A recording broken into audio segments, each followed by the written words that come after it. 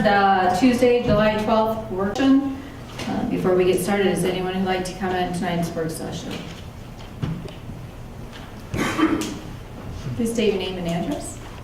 My name is Carol Pascal. My address is 610 Spruce Street. And I just have a quick comment on the fireworks that I hope that you do really seriously consider limiting the time in which they can use those monstrous fireworks.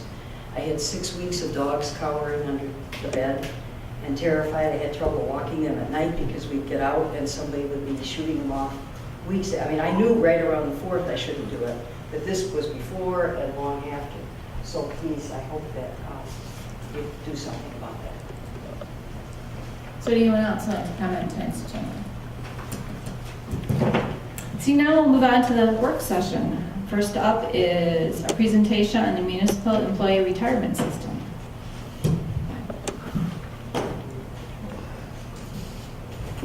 Members of council, tonight we've got a representative from the Municipal Employees Retirement System of Michigan, Tony Rajinovich. He's going to be giving a presentation on how to address the unfunded accrued liability, different options for that. But prior to him speaking, I'm going to run through some historical information on the pension fund just to give council kind of a background of where we've been and what we've done and how we've gotten to where we are today, and then Tony will go from there. So this is what the outline of the presentation will look like. An introduction. We'll discuss what a defined benefit pension plan is and briefly how it works. Then we'll go into some of the details of the city's plan, a little bit of the history, some benchmarking that the city did about 5 years ago, and then Tony will have his presentation. So just kind of an introduction. We provide our pension plan through MERS of Michigan. It's an independent, professionally run retirement services company, and it serves members across the state of Michigan. The city transitioned to MERS in 2005. Previously, we had our own pension system, which was governed under an ordinance.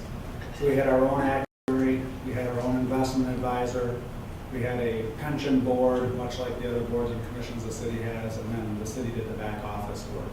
And there was a number of reasons that we transitioned to MERS.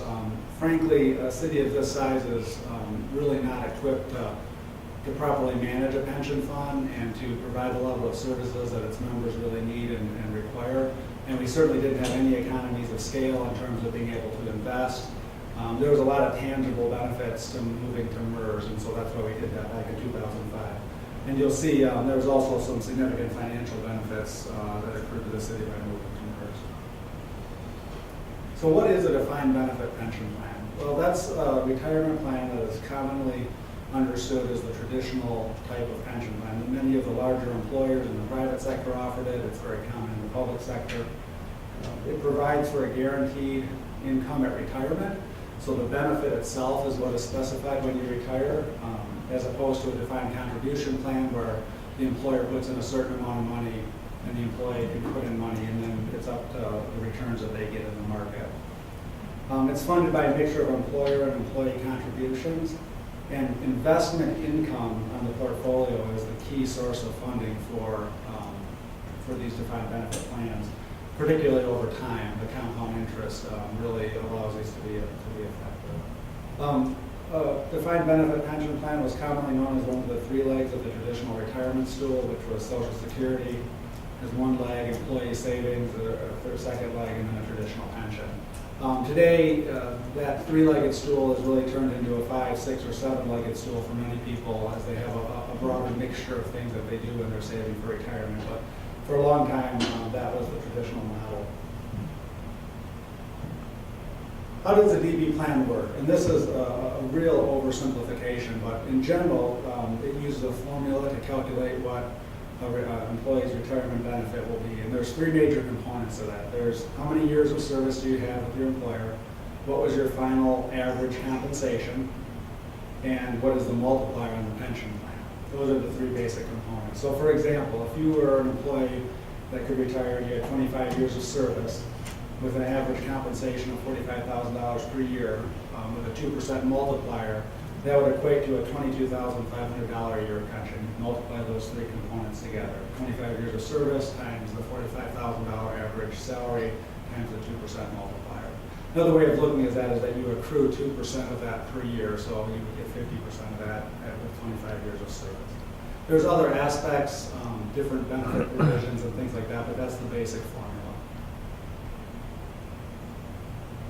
So let's take a closer look at the city plan and some of the details of that. We have 5 primary divisions and 3 closed divisions which are linked to the primary divisions.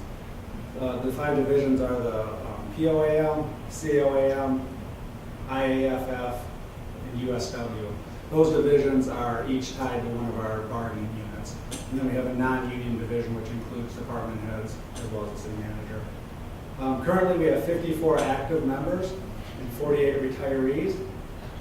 And we have 4 vested former employees. And a vested former employee is somebody who's separated from the city but has accrued enough years of service to get a pension when they reach 60 years old.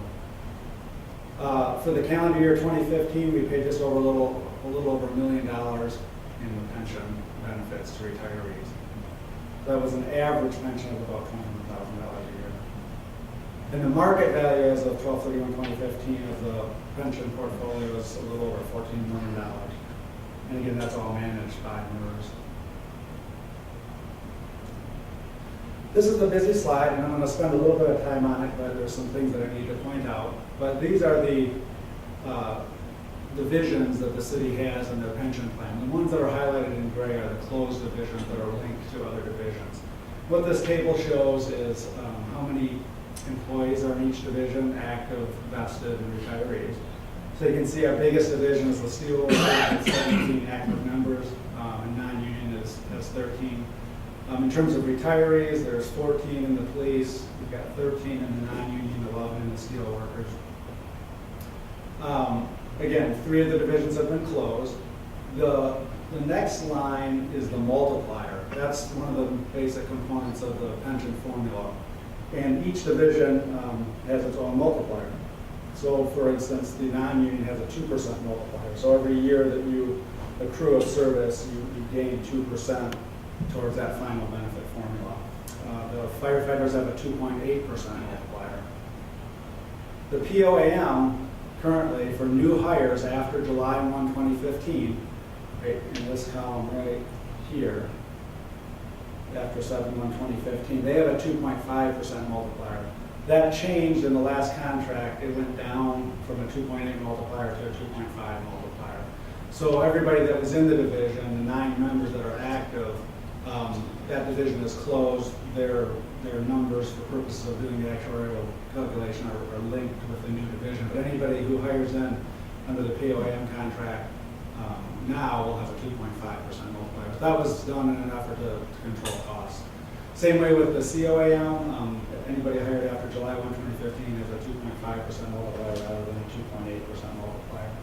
And for the steel workers, that change was made back in 2011 where new hires there have a 1.5% multiplier instead of a 2% multiplier. Part of that was driven by the Economic Vitality Incentive Program that was put in place by Governor Snyder, which has changed dramatically since that time. But that was one of the things that drove that and was agreed to by the union and approved by City Council. So you can see we've had a number of retirees in the Steelworkers division, so this new division actually has 3 employees in it. And this is as of the calendar year ended 12/31/2015. The next actual evaluation, that number will go up because there's been a number of new hires in the Steelworkers division. Final average compensation, that looks at the number of years, or in case the way MERS looks at it, the number of 5 years would be 60 months of the highest compensation. And that's what they base your pension multiplier on. So the non-union and the steel workers have an FAC of 5, whereas the public safety unions have an FAC of 3. Normal retirement age for all divisions is 60 years old. Vesting, which is a measure of how long you have to work for the city before you're eligible to gain a retirement, is 10 years for most divisions and 8 for non-union and steel workers. Somebody works here 7 years and they separate employment, they get back all of their contributions, but they do not get any of the employer contributions. The employer contributions stay in the plan and go to fund the pension for the rest of the people there. Employee contributions across the board are 4%. And all of the divisions have some type of a full retirement earlier than 60 years of service, or 60 years of age and 10 years of service, which is the standard benefit. So for instance, non-union has a 55 and 30. So if I've attained the age of 55 years and I have 30 years of service, then I can retire. The public safety unions, which is very typical for those, have some different early retirement riders. They have a 50 and 25 or a 55 and 15. And that's pretty standard for municipalities. And it's really important to point out that last line, none of the divisions for the city have a cost of living adjustment. So whatever your pension is when you retire is what it stays. There's no annual escalator. That is the one benefit that has been very, very costly for many plans and has caused a lot of underfunding, but the city doesn't have that.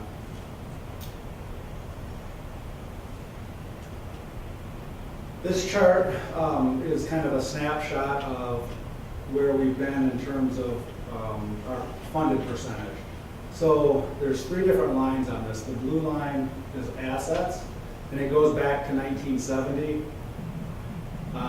The first several years there are in 5-year increments, and then it goes year after year, although the chart shows it as too. But that basically tracks that back to 1970. So you can see, and then the red line is the liability, and the green line is the funded percentage. So back in 1970, we were at about 80% funding. In fact, for that time period, that was the lowest funding percentage we had, was back in 1970. And then our highest funding percentage was about 160% back in the early 90s.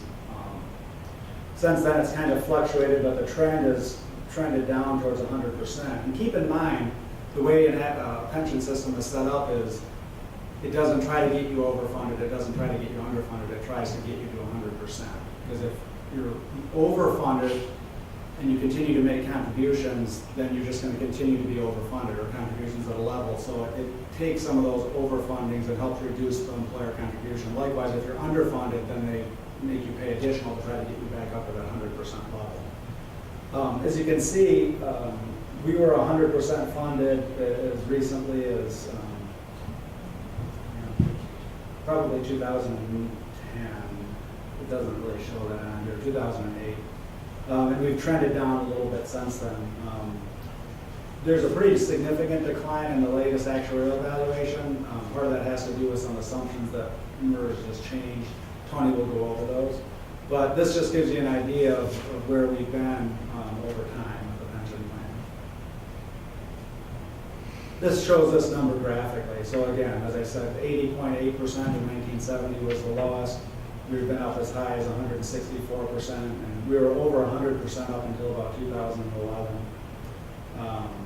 Recently, that trend has gone down, and there's some reasons for that, but they're primarily due to the market losses in 2008, the huge decline in the stock market. Tony will talk a little bit about how those are factored into that calculation, but we're still reaping the benefits, if you will, well, it's not a benefit for the pension fund of those losses because they get factored in over a period of time.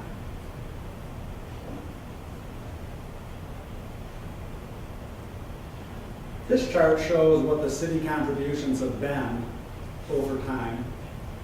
Not the employee contributions, but the employer contributions, the city contributions. And you can see back in the 70s to 1990, those are 5-year increments. It shows what those contributions were. And then for a period here, we had no contributions that were required, so the city didn't make any. Then in the late 90s through mid-2004s, that contribution went up pretty dramatically. And remember, there was a big stock market decline in 2000, so that's part of what's driving this. And these contributions going up, coupled with the fact that MERS can provide a much better level of service to the employees and better investment economies of scale, is why we went to MERS in 2005. And when we went there, because of the changes in the actuarial assumptions that MERS used, we had zero contributions. So we saved about $200,000 a year from the get-go. And then those contributions over time slowly have gone up. The green bars here in 2011 and 12, and again, these are the calendar year contributions, are additional contributions that the city made. And by additional contributions, what I mean is we had some divisions that were overfunded. And so an overfunded division has zero required employer contribution often because you have such a big surplus in there that it offsets any necessary costs. And the normal ongoing cost of providing a pension benefit is what's called a normal cost. That's typically the cost of the plan. And so in these 2 years, we tried to fund some of that normal cost, even though technically we didn't need to have any additional contributions. And by doing that, it helps to stabilize the pension fund over time. We didn't make these in the following 3 years because of budgetary limitations, although in the current fiscal year, which isn't shown on here, we did include a little bit, I think half of the normal cost for the one division that was overfunded. But as you can see, these contributions have risen back up over time. And again, a lot of that has to do with market losses in 2008. Because as I showed you on the slide, a few things before, we have made some changes to the pension plan to reduce benefits. Some of those haven't really kicked in yet, and we won't see the benefits of that for a while, but they will have some benefits. The next slide takes that same data and adjusts it for inflation. So you can see back in the 70s, our inflation adjusted contributions were actually much higher than they are today.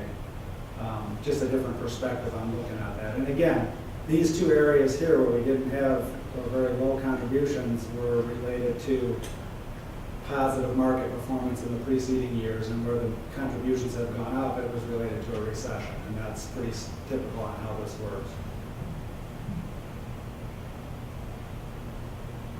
Just a little bit of some comparison with the city pension. These are statistics that are compiled by MERS. So for all the 2012 actuarial evaluations, the average of all the divisions in MERS was an 80% funding level. The city in 2012 was at 98.3%, so quite a bit better than what the average for MERS was. Likewise, in 2013, there was a 79% funded average, and the city was at 94.3%. For 2014, I didn't have the statistics for what the MERS average was, but we were at 92.3% in 2014, which would put us in this bar. And this is a graph of all the MERS divisions, their funded percentage as of 12/31/2014. So we're up here in that 90 to 99% funded category. So again, quite a bit better than the average community in MERS or organization.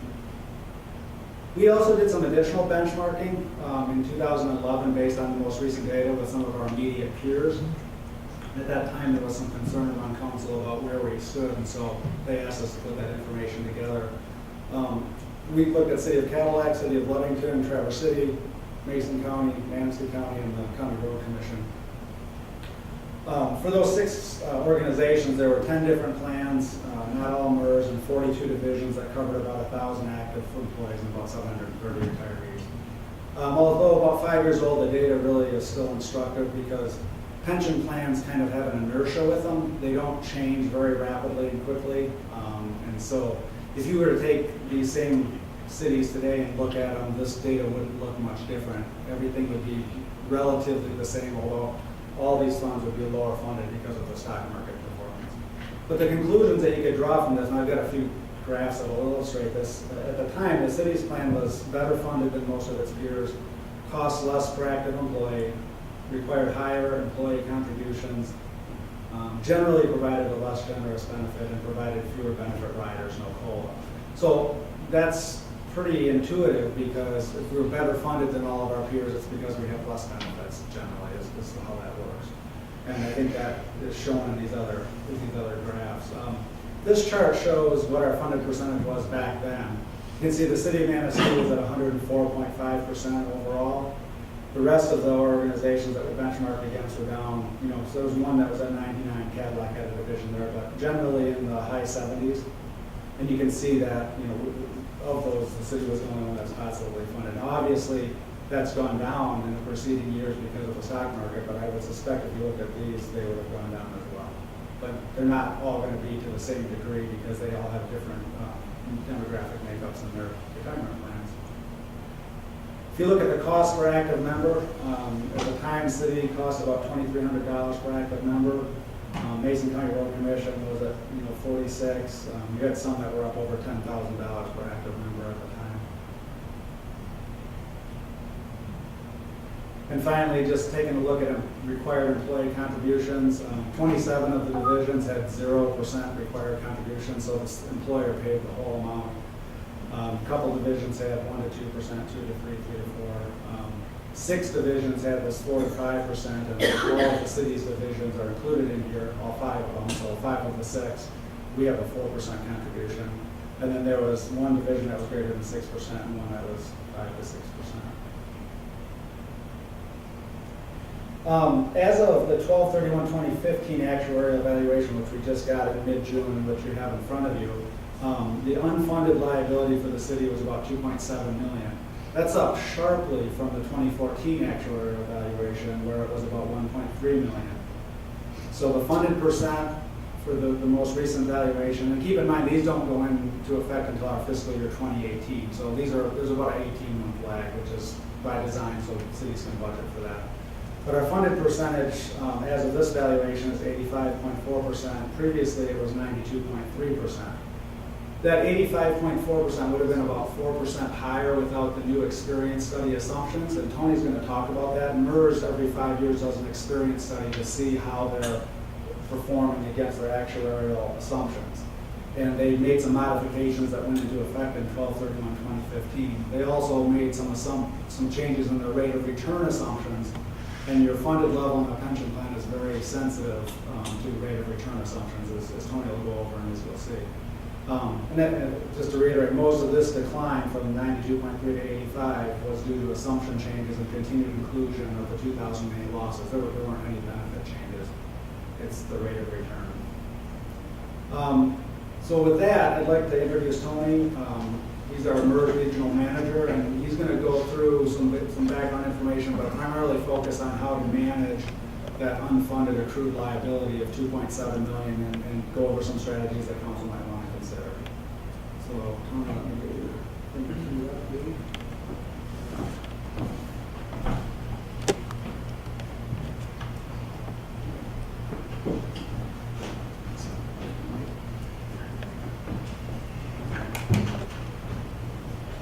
Well, good evening, and thank you for inviting me to be here.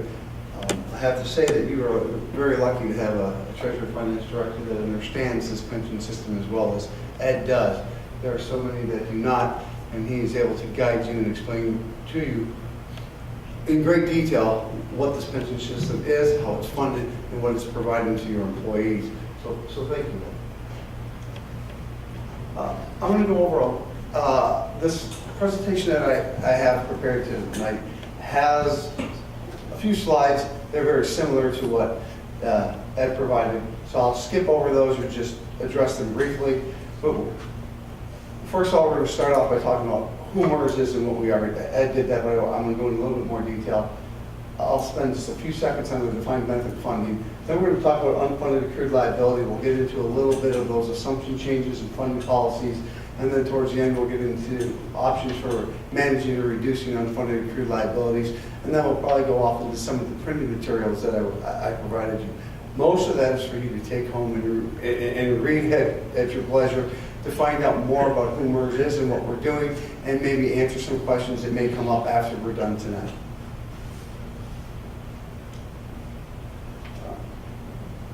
As Ed said, we are an independent nonprofit retirement services organization, and we only serve Michigan municipalities. That's it. No private work, no corporations, just Michigan municipalities. And with that, everyone that does participate with MERS voluntarily participates with MERS. When I say that, all the municipalities. The key thing about our retirement board is made up of members in the retirement system. So when it says 3 officer board members, we have 3 members. They're earning a pension in the MERS system. If we have a county administrator, we have a township supervisor. Those are the type that would serve an officer board member. Then we have like payroll clerks or assistants to administrators that would be in that 3 employee board member section. And then the retiree, we have someone who's collecting that retirement benefit. He's on the board. In fact, the retiree member is a CPA, former finance director of the city of Port Huron. And then to round out our board, we have 2 appointed members that are experts in either pension administration or investments. So that it's very key to know who our board is and that they are actually members in the system. Some of their responsibilities, they have a commitment to accountability and transparency for members. So they're accountable to the members. So the goal of the MERS Retirement Board is to make sure that your employees who are in the system get the benefits that are promised to them by this body and the governing body that came before you. And so that's the primary goal. And when we say transparent, anything you want to know about what they do and the decisions that they make are available to you. We have public open meetings just like the city does that anyone who would like to can come and attend. When we say we adhere to strong conflict of interest provisions, our board members are, because they are our members, they're sitting on a board and they are elected by our members at our annual conference. And therefore, we're governed by our own, and that's the point of that. When we say it serves as the fiduciary of the funds, the MERS Retirement Board is the fiduciary of the plan. So they have to act in the best interest of the members. So if there's any, you've probably read or heard about when people would say, is there any fiduciary liability upon the city administration or the city commission? And the answer to that is no. The MERS Retirement Board is the fiduciary of the plan. And then we restate here that we have that 5-year experience study. And I'm going to get into that a little bit more detail later in the presentation. Defined benefit plans, Ed did a really good job explaining the multiplier. Here's another example of what it is and how it's calculated. This slide really helps to try to figure out all of that actuarial science that goes into figuring out, well, what's the minimum required contribution? So we have to look at, every year, we give what's called an annual actuarial evaluation. And we provided that in paper copy to you. But on one of the tables, it states what the market value of assets are. It states on table, I believe it's table 2, the benefits in effect for each of the divisions. Ed went over all of those divisions in great detail. And then we have that member data. How many there are, what their ages are, how much are they making. And then they just sort of like funnel this in, and then they have to apply our amortization policy, which we'll go into in greater detail shortly, and all of these actuarial assumptions and methods. Some of those assumptions are, when will someone retire? How long will they live once they retire? What is their increase in pay from year to year? Not so that we can figure out what you negotiate, but so that we can figure out what final average compensation is going to be. Because most people start out here, and then through their working careers, they get increases in pay, either through longevity, raises, promotion. So what we're trying to do is figure out what someone's going to be making at the retirement date all along. And so we put the whole group together, and we're trying, so those are some of the assumptions that we're using to try to figure out what that ultimate liability is. And then we got to try to pre-fund that defined benefit plan by putting together what's called an employer contribution. And that employer contribution is made up of 2 parts. What is the normal cost? Present value of benefits allocated to the current plan year less any employee contributions. Employee, that 4% your employees pay, reduces the city's cost. If you had 0 member employee contributions, the city's cost would be approximately 4% higher. Make sense? And then there's a portion to fund the unfunded accrued liability.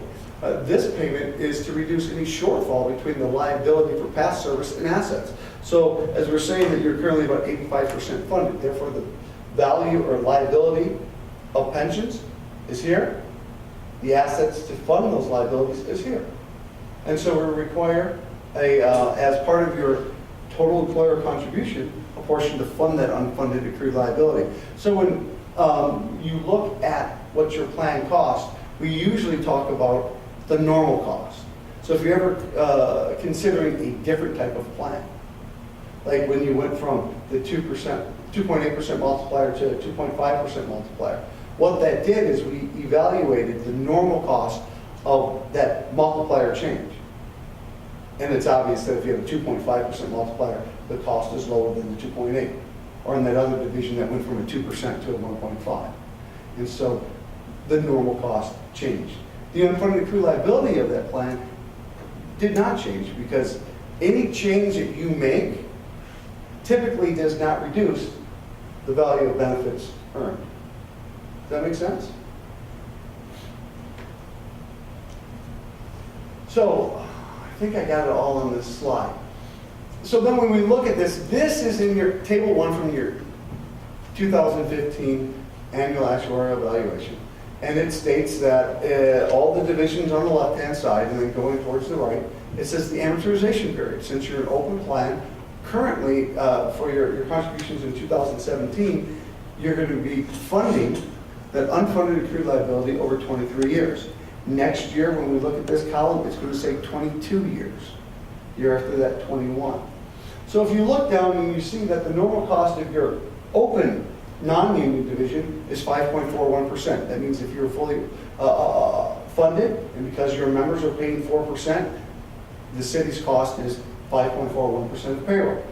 The reason that we have dashes where it says Division 2 POAM, that's because, as Ed said, it's closed, but linked to down where it says Division 21 POAM after 7102. So you can see the normal cost for that division is 14.61. But then you look up and you go, well, hey, what about, like some of those other, why is it so high? And you may find that just because you get the IAAF is at 10.26 and they have the same multiplier, why wouldn't you have a similar normal cost? Because as I said a couple slides back, that cost is based on that member data, what they're being paid, how what their benefit provisions are, and there may be some slightly different benefit provisions that would cause, and member data that would cause the normal cost between two different divisions with the same multiplier to be a different cost. And then going on to the next column, it says the unfunded accrued liability portion. We can see in the non-union open division, it's 7.64, the division 5 at 17.7, and then all the way down into division 21, it's a negative 0.21. That's where, as Ed said earlier, that when you're overfunded, we give you a credit. Because we don't want you, we're not forcing you to be overfunded. We're forcing you to be, or not forcing, but we're moving you towards 100% funded at all times. So if you're overfunded, we bring you back to 100% funded. If you're underfunded, we bring you up to 100% funded. And that's why that division has a small overfunding credit.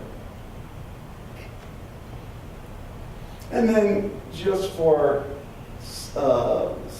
simplicity, if you just wanted to figure out as a percentage of payroll what those linked divisions are, we use that blended rate.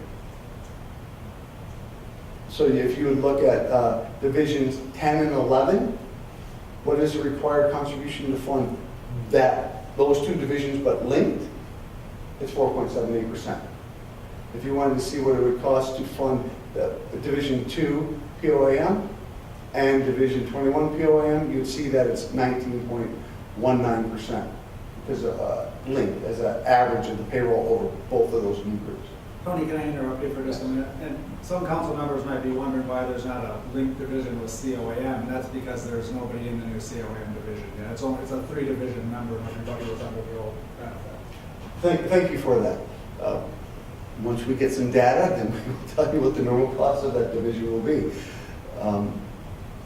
And then we just change it up. The second half of that slide table is basically to show you what all that works out to be in dollars on a monthly basis and then on an annual basis to fund this plan. As you can see that you will be, total required contributions in 2017 are going to be approximately $419,000, of which about 55% of that is normal cost and 45% is unfunded accrued liabilities.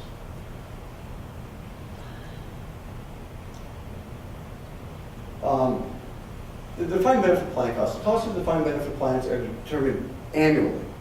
So this table 1, we do that every year, and there are slight changes to that. Normal cost changes much less than unfunded accrued liability portions would, because we're trying to move you up. And if we're meeting our rate of return assumption, we're earning what we say we are, you would see that that unfunded accrued liability keeps getting smaller, and your required contributions keep getting less, but your funded position is going up. But as we said, we're still smoothing out the losses of 2008, so that is the biggest reason why funding position has been going down from 100%. when it was there most recently, I think it was 2011. But since 2008, we have seen it go down.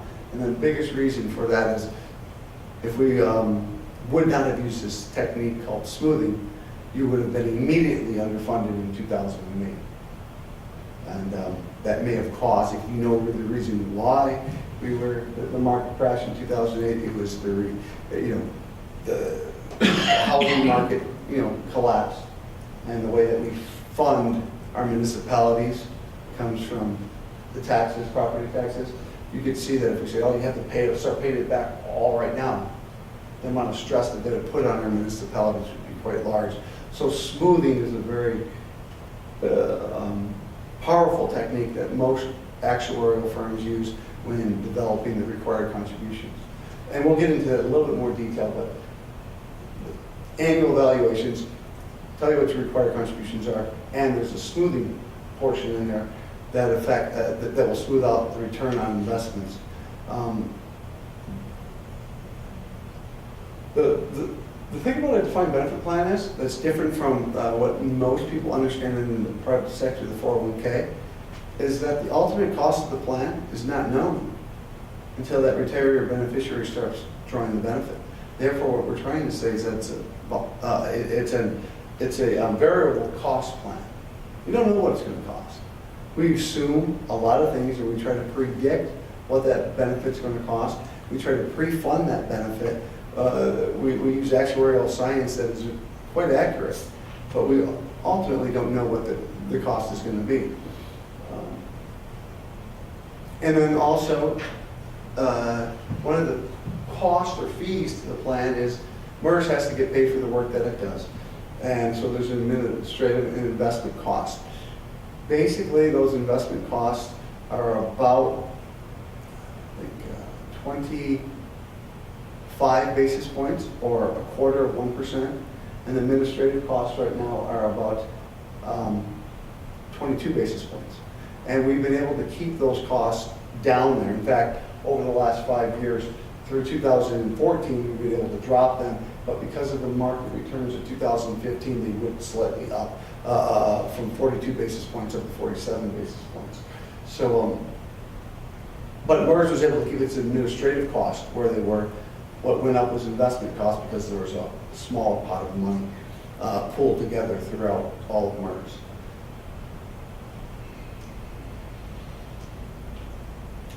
So what unfunded accrued liability, what is it?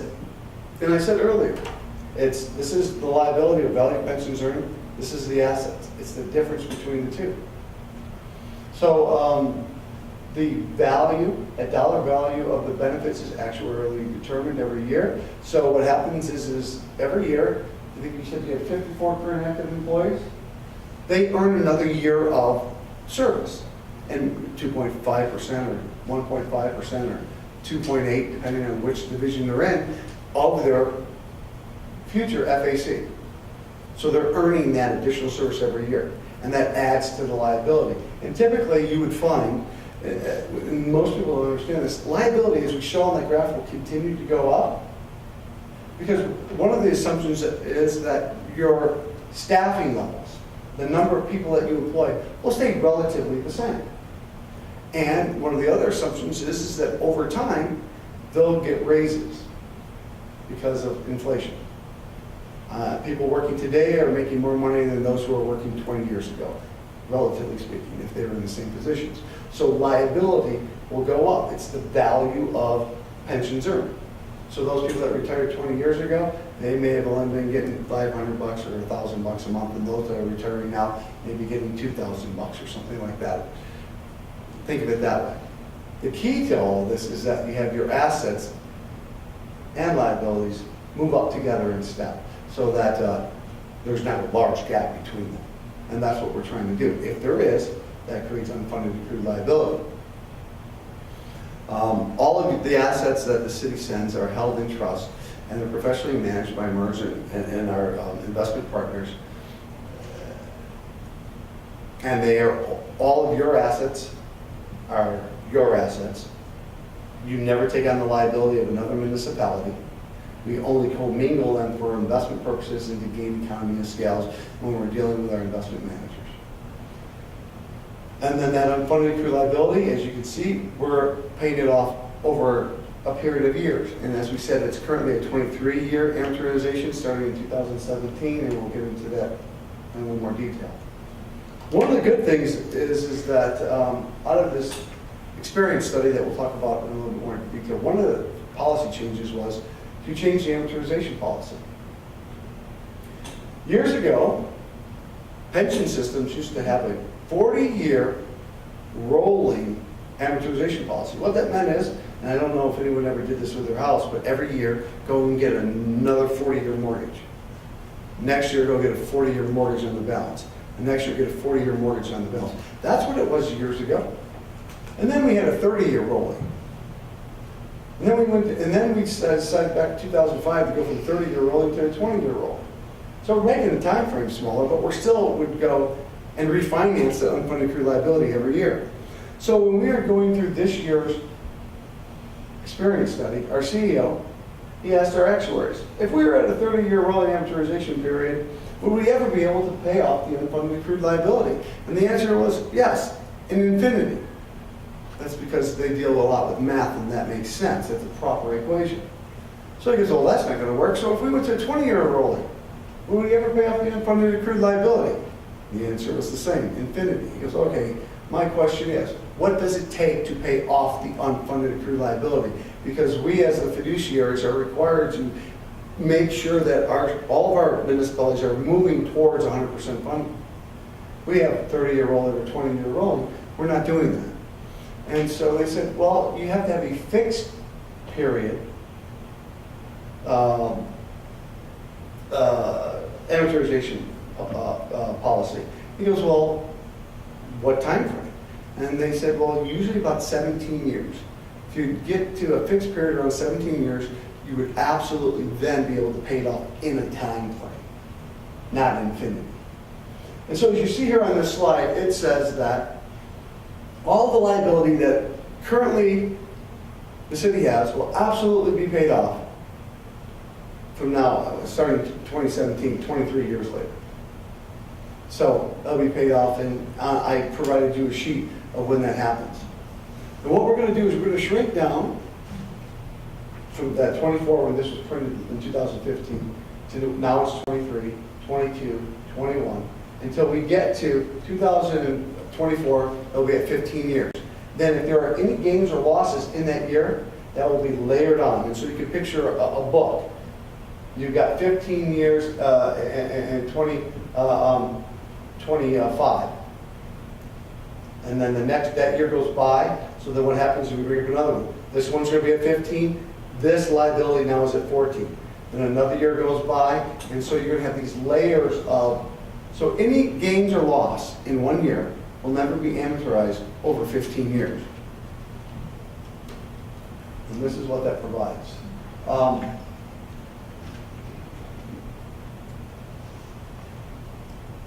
There's one more slide I thought I had in. If I get to it, if it's later on, if I must misplace it, we'll get to it. But what it really does is there's three things why we did it. One was adequacy, one was intergenerational or generational equity, and the other was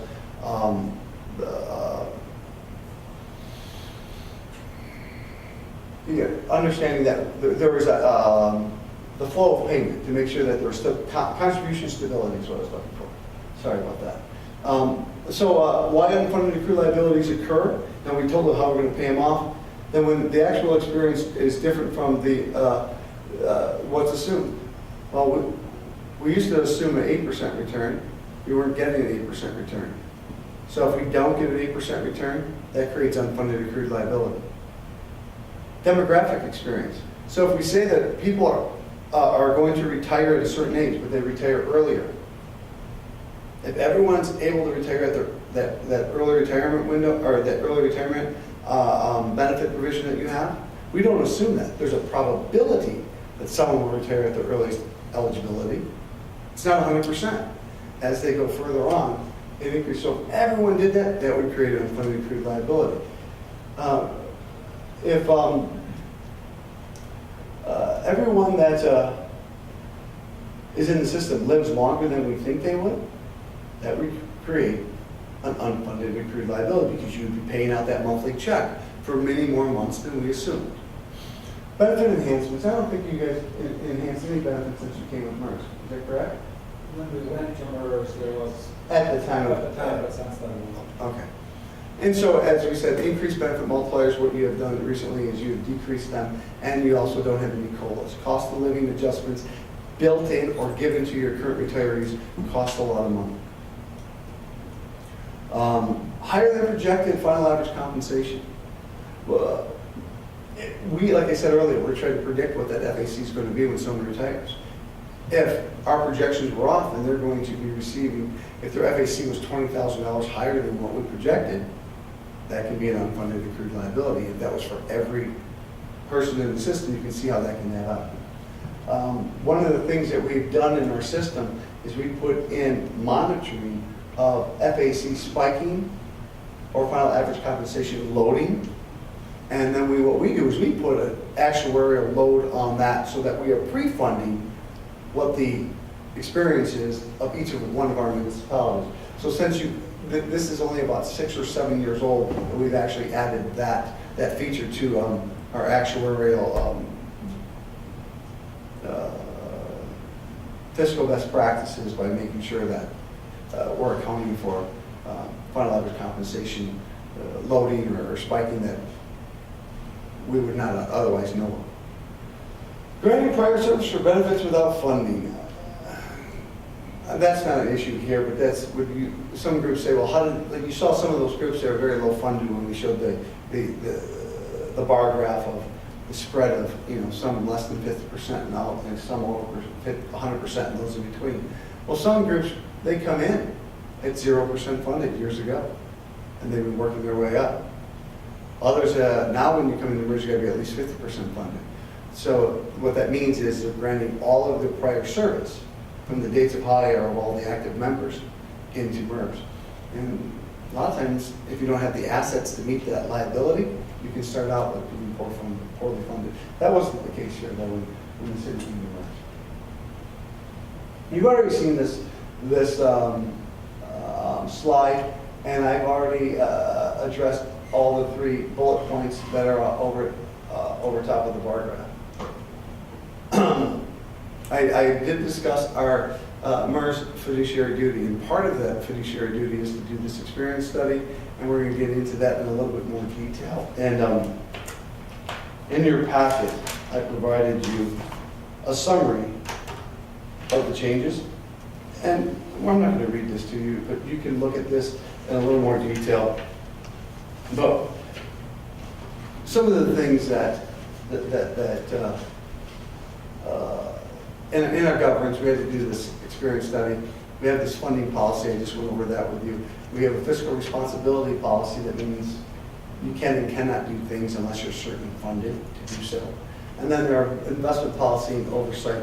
And I provided you our investment policy statement, which talks to that directly, and you guys can look at that on your own. But I'll highlight these 4 bullet points in the next in the following slides.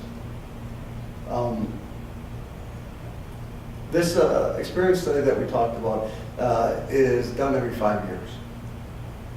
We reviewed the years 2008 to 2013, and then with our actuaries, the MERS board took their advice, received data from the staff at MERS, and decided to make changes to the assumptions that we use to develop what the liability of the plan is, and ultimately what the required contributions of our municipalities will be. And so what this study does, it compares the actual experience of the plan with the current assumptions to determine if changes are necessary, meaning are our assumptions really in line with experience? If everyone's retiring at 55, should we have changed those probabilities when they're retired? If everyone is living well into their late 80s and 90s, should we extend the life tables? Are we making what we assume on the assumed rate of return? If not, should we make changes? And some of those we did. So funding policy change. We changed the amortization policy. And then we went to a 10-year smoothing. And to explain what that is, because that's important, because Ed mentioned a few times that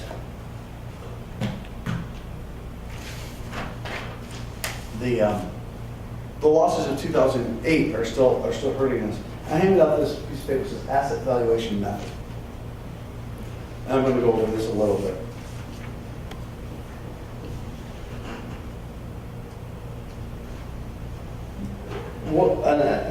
Please allow me to read this. The actual value of assets is determined on the basis of. Oh, you're going to try to blow that up?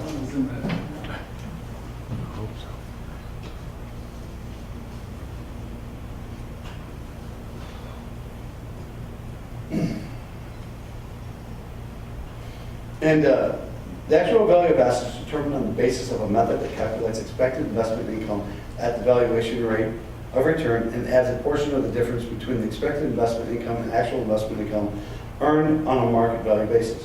For 2015, the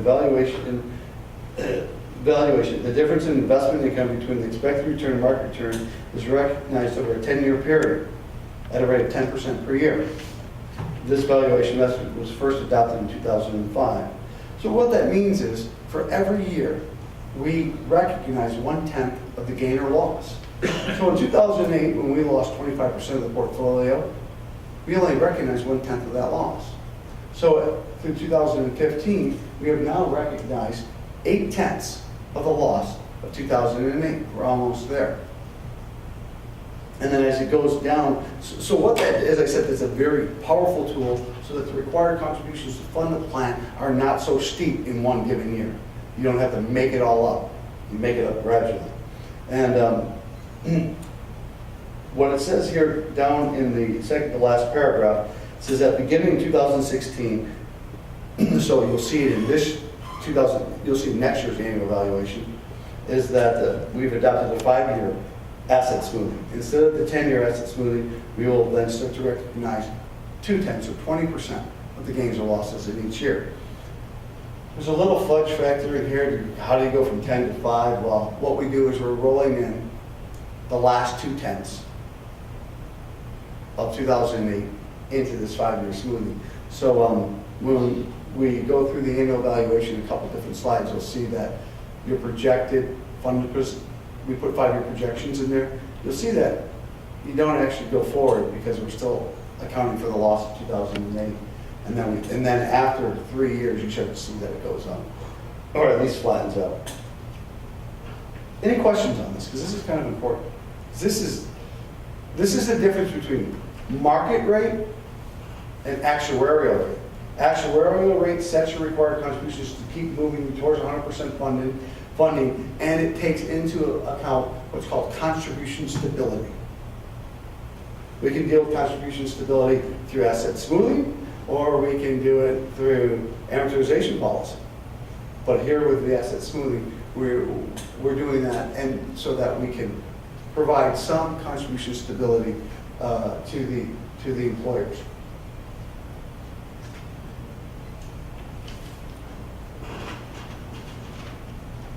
Back to the slide. What do I have to touch here? There it is. The economic assumptions. We went from 8% to 7.75. And I'll show you here in a little bit the effects of that.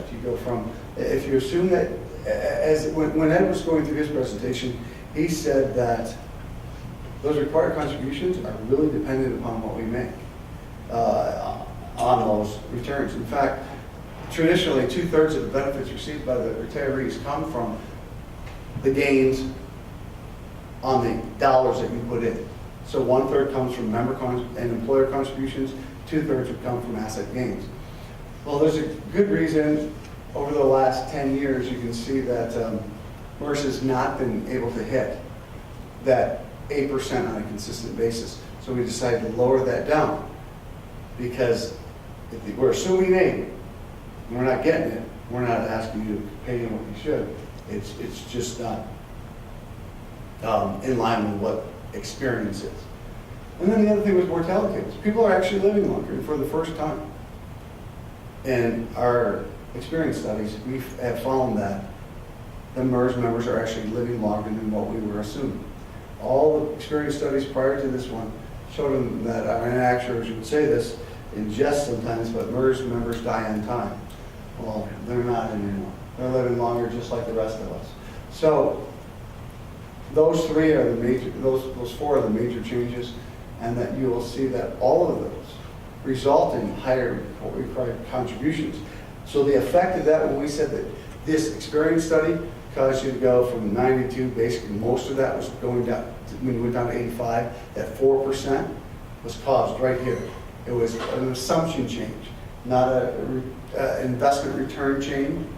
I mean, we missed the investment return. The reason you went from 92 to 85 is you're throwing that we didn't get the investments we thought of. And maybe some of those other assumptions that we thought would happen, like everyone, all of your recent retirees retired at their earliest eligibility, or some of that those that are entering the system are actually needing investing. Because we don't assume that everyone you hire is actually going to invest. And so things like that. But 4% of your reduction in funded position came from these changes in the experience study, because these changes are more accurately reflecting the experience of the plan statewide. So MERS has adjusted the mortality table because people are living longer, lowering its assumed rate of return from 8 to 7.5%, requiring shorter fixed amortization period. The amortization period is lifetime needed to eliminate a person's pension plan's unfunded accrued liability. Since 2005, MERS has been gradually reducing the amortization period to help ensure the pension costs of current employees do not shift onto future generations. Having a fixed amortization period gives a specific target date to pay off each plan by which all known obligations will be fully funded. That's the summary of what we did. Why did we do this on this is the slide that I thought was earlier in the presentation, is the adequacy. We're ensuring each plan's assets are sufficient to provide the benefits that are expected to be paid, and each plan is making reasonable progress to achieve full funding. It's doing two things: making sure that when the retirees retire, that they've got their dollars, and that you're moving towards 100% funding. Intergenerational equity and transparency. Each generation should incur the cost of the benefits for the employees who provide services in that generation, rather than deferring those costs to future employees. The whole idea of kicking the can down the road doesn't allow it to happen. And then contribution stability. We try to balance that with the previous two bullet points. So, fiscal responsibility. Some of our fiscal best practices. At MERS, we actually have a section of our plan document. This is called the fiscal responsibility policy. And what that does is it requires actuarial reports to illustrate the financial impact of benefit improvements. So if anyone ever wanted to give a benefit improvement, they would know what those costs would be. Here it's a little bit different because we really haven't made any changes since you came to MERS to improve benefits. But at the time when you were coming in, the city was able to evaluate your current benefits and then those proposed plans in the MERS system. And I'm sure at that time, because I don't have it in front of me, but you might remember that even with the changes, you were probably better off than what you were under your own plan, because we were able to administrate them at a lower cost. And we have done a number of supplemental evaluations as part of contract negotiations with the different bargaining units have asked to see what it would cost to do a pension enhancement. So we've done those, but they haven't been implemented because they really haven't been probably as affordable as maybe they should. And then if you were ever to give benefit improvements, if your union groups wanted to ask for those benefit improvements, you wanted to negotiate those, you would have to be 100% funded in order to make, or pay off exactly what that was with a lump sum contribution to provide those benefit improvements. As I said here, we built the flags into our reporting system to help educate employers on excess amounts of compensation to be reported. Actuarial loads, groups that have demonstrated higher final average compensation spikes. These are all things, best practices that we are doing to help keep unfunded accrued liabilities from happening. And this is pretty much the reason why you have seen the city go from its overfunding status to an underfunding status. This slide will take a few minutes to explain. And RR stands for return, rate of return on the assets that you give to us. And so on the right-hand column, we list what the liabilities are. Assets are unfunded accrued liability, normal cost, your amortization payment, and total contributions. So the one line that stays absolutely the same is valuation assets in all four different assumed rates of return.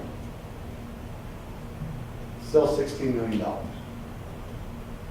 At the current assumed rate of 7.75, it shows that the city is 85% funded. You have those liabilities at you have the unfunded accrued liability of 2.7 million. If we would get a higher rate of return at 8.75, you would see that your liabilities go down. Your funded percentage goes up. Now let's go back the other way. If we get a 6.75% return, you see that your funded position goes down by 8%. Your liabilities go up by, my math is about $2 million. And so you can see that the sensitivity of a pension system on a rate of return is huge. So if we lowered that, our assumed rate to 6.75, you'd see that your liability would automatically go up. And it's not because your employees and retirees are getting a better benefit. It's just that there's going to be less work done by the return of assets. So if there's less work done by the return of assets, the city has to kick in more. Does that make sense? Any questions on this slide? And you can find that on the in the annual 2015 annual actuarial evaluation. The investment policy and oversight.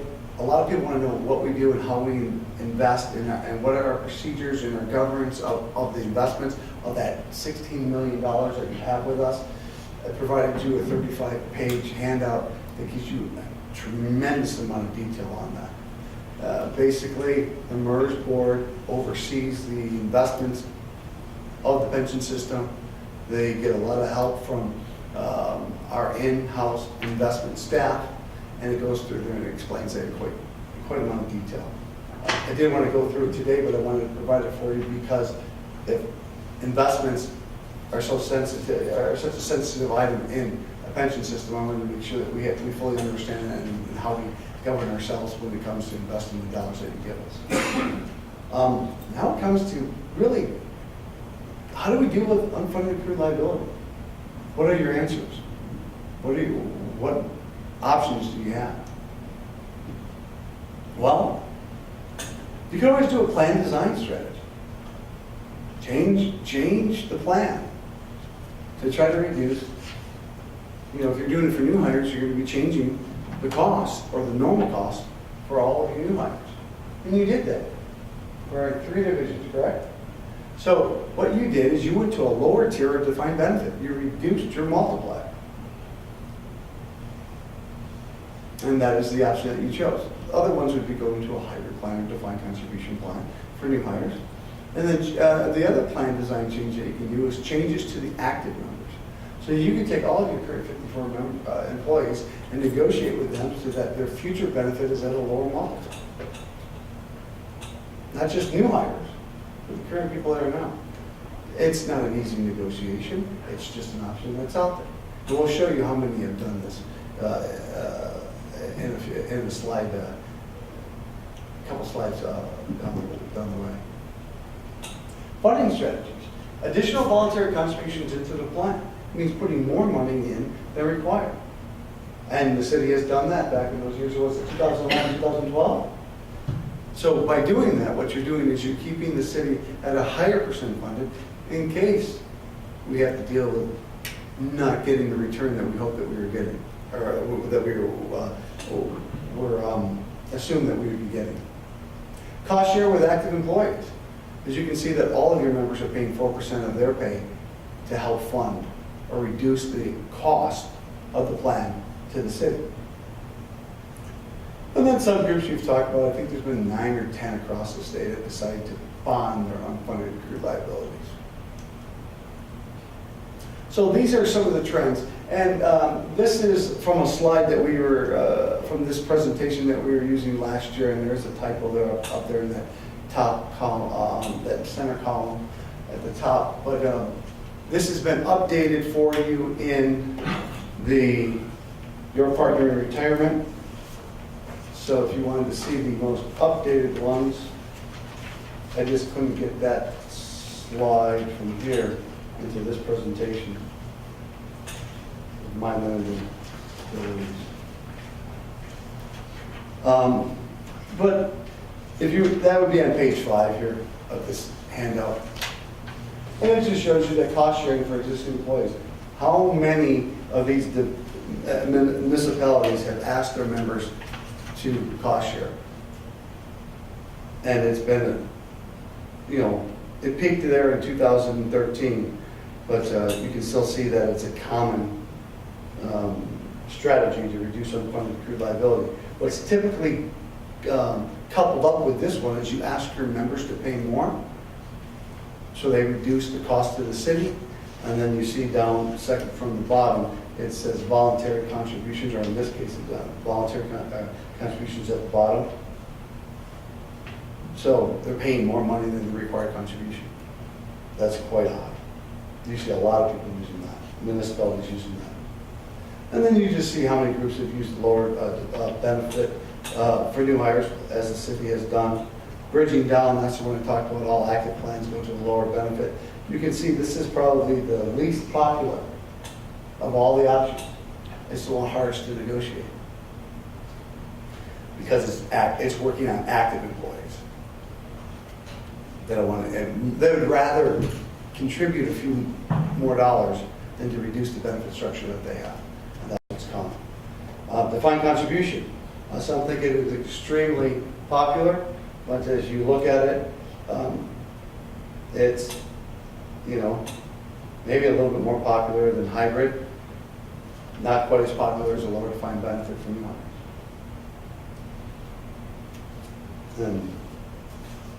Than buying.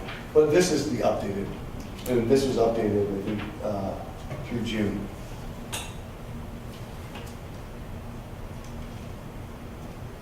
So, an example. One municipality had a different defined benefit plan provisions for new hires. They bridged down for their active members to a lower multiplier on a going forward basis. They increased their employee contributions, and they limited what could be included in final average compensation. They increased their funding level over 20%. I think that this example was over like 8 years or something like that. It wasn't instantaneous. So the point of this slide is that of those unfunded accrued liability management options or strategies, they use 4 different ones to help reduce unfunded accrued liabilities. Here, this is a plan design change where they just went to defined benefit plan provisions for new hires, and they bridged down. That's all they did, 2 changes. This one was a funding strategy. There was no change in the plan in the last 10 years. They asked their employees to cost share a little bit more. They consistently paid more than the minimum required contribution each month, and they made periodic lump sum contributions when their funding allowed. And you can see that they increased their funding level over 27% in 10 years. So just by putting in more dollars, they're able to reduce unfunded accrued liability. And I don't have any more on this presentation. I believe that the only thing that we haven't covered now is the effect of going to defined contribution. Is that correct? And I provided you this booklet. It talks about managing on UAL. And I would have liked to have been able to get these things, but we don't have these in nice little slides that fit everything. So I have to go through the booklet. And if you'd go to page 8. This booklet.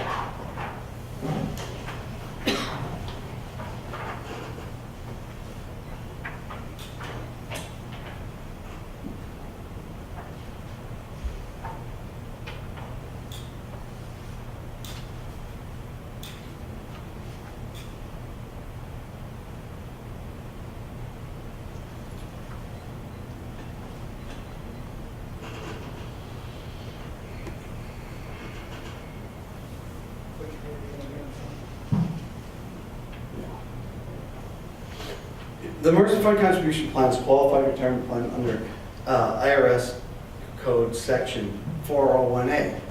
Everyone's familiar with the 401K, and we'll talk about that at the bottom of the page, but it's 401A. It is the same IRS code as the defined benefit plan. Each participant in a defined contribution plan has an account to which contributions are made and assets are invested. When an employee retires, their benefits are based on the total amount of money in the account. As qualified plan, participants are not taxed on employer contributions or earnings until the assets are withdrawn. Let's continue on. How does it work? The defined benefits plan, first of all, just to know the difference. In defined benefit, they're going to get a guaranteed amount. As we showed in that example, they work for, they got a 2% multiplier, work for 25 years, so you're getting 50% of that example, $45,000, they get $22,500 every year until they die, and they can decide to share it with their spouse if they wanted to. Well, in the defined contribution, they're going to get this account balance.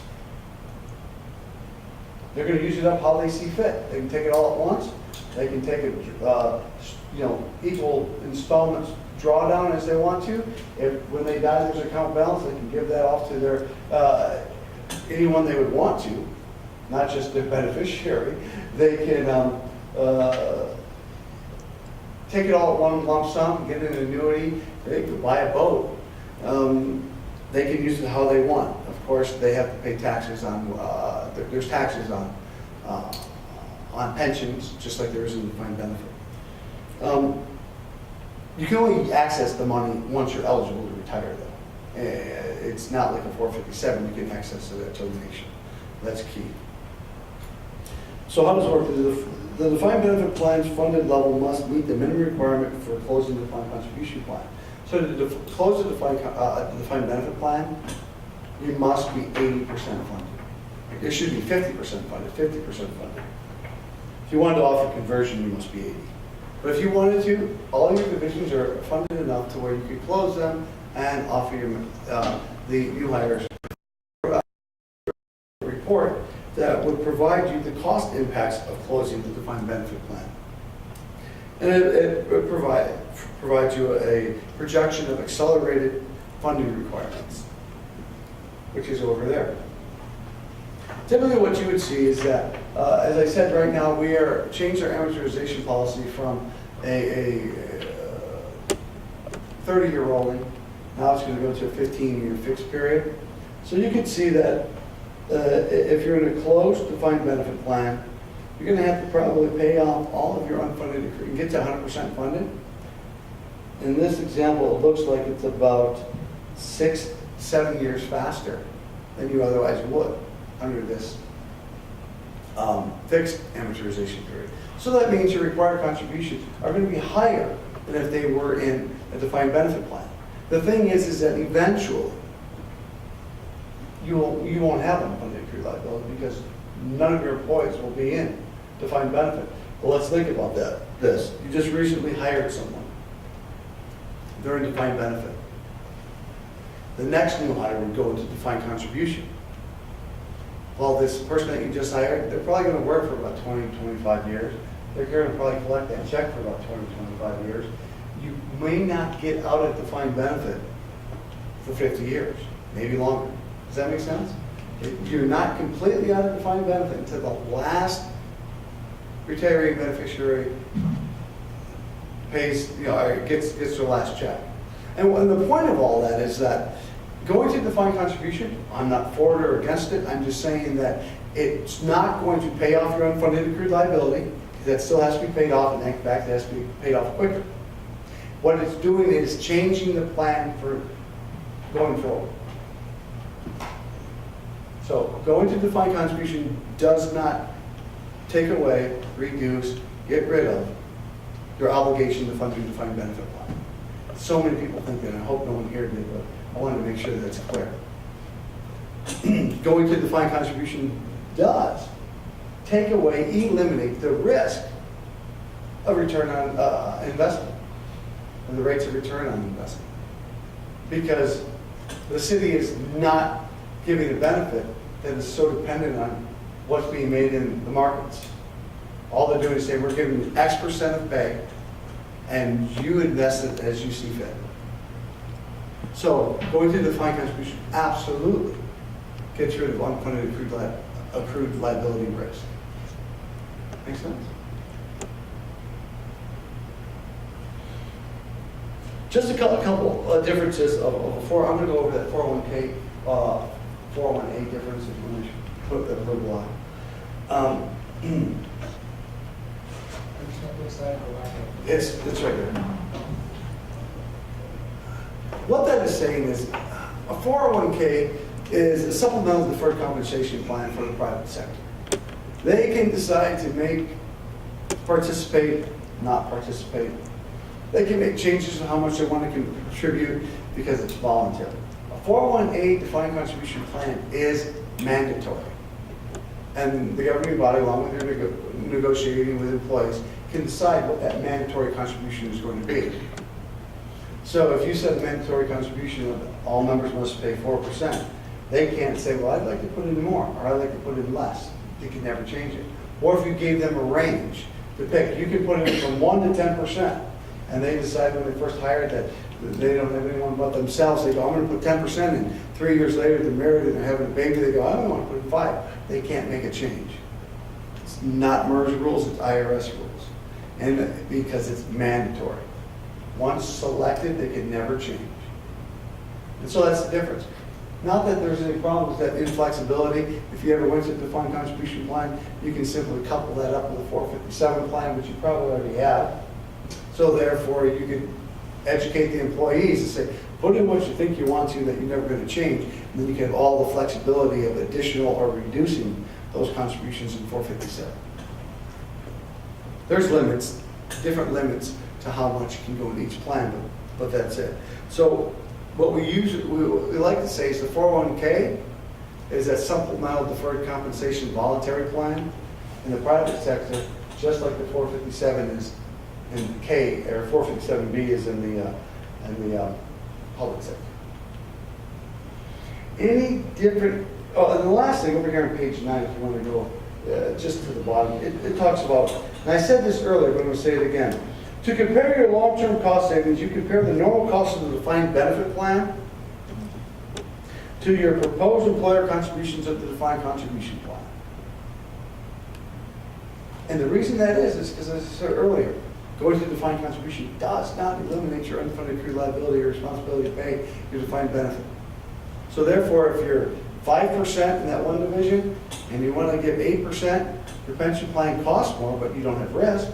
Or in that 14% division and you want to give 8%, it's costing you that 6%, or it's costing about 6% less. And so what's happening is you evaluate cost based on normal cost. So the normal cost of a defined contribution plan is what you put in. But the biggest key to a defined contribution plan is the risk factor. I also provided you booklets of the MERS defined contribution plan and how it works. And that can give you great details on contribution structure, contribution limits, the investments that they have options to, things like that. Is there anything else that you want me to discuss that I haven't covered? I think we're good. There's one thing that I wanted to mention that I think I forgot to mention. None of our police and fire are covered by Social Security through their employment with the city. I think we have one that is eligible for Medicare. So generally, that's why you see higher benefit levels for public safety, because they're not covered by Social Security. And I think I left that out, but that's all I have. And I guess at this point, if you have any questions for Tony or myself, I'd be happy to take them.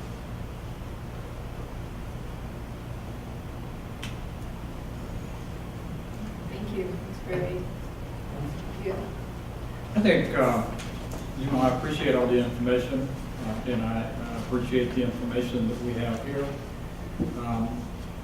in the preparation that's gone into this. I think my original purpose in discussing the issue of retirement and asking some questions is when we looked at this year's budget and our cost, and we looked at our unfunded liability, which at the time of the budget was $1.33 million, and it has since doubled. When I look at the cost going forward, I go back, so we went into MERS of 2005. 2008 budget, it talks about the $80,000 a year cost savings over the previous system. The year later, it drops that down to $39,000. The city has contributed $1.4 million into mirrors from 2008 through 2016. With the projections in the budget, we will contribute another $1.4 million into mirrors in the next 4 years. And that's one of the most dramatic cost increases in the budget going forward. That was my basis for, geez, we really need to have a conversation because our budget identified areas that were unsustainable going forward. We also had language in there that we may have to look at reducing services in the future because of cost. Our reserve fund is projected to decrease from $1 million to $500,000. I mean, it's just one of those things that we need to look at, not impacting people that are existing employees of the city, but going forward, is there a more cost-effective option? Is there something we can do to position ourselves to a better financial standing toward the future?